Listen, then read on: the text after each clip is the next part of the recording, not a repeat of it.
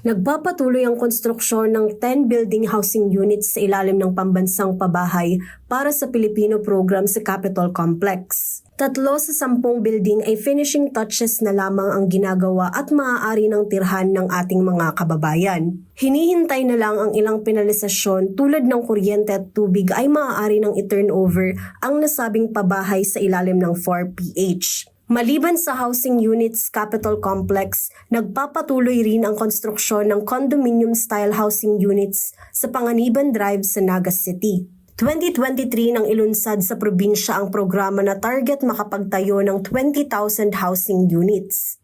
Ayon kay Kamsur Governor Alari Villafuerte, malayo umano ang progreso mula noong groundbreaking na personal na dinaluhan ni President Ferdinand Marcos Jr. Ang proyektong ito ay bahagi ng tuloy-tuloy at walang tigil na pagsisikap ng inyong pamahalaan upang matupad ang mga adhikain natin sa ilalim ng 4PH program ng ating bansa. Kaya inaanyayahan ko po kayong lahat na makilahok at makiisa sa programang ito at sa iba pang adhikain ng inyong pamahalaan na naglalayong paggandahin ang buhay ng bawat Pilipino.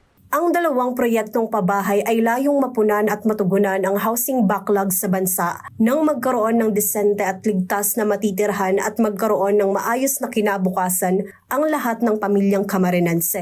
Jem Garcia, CSN.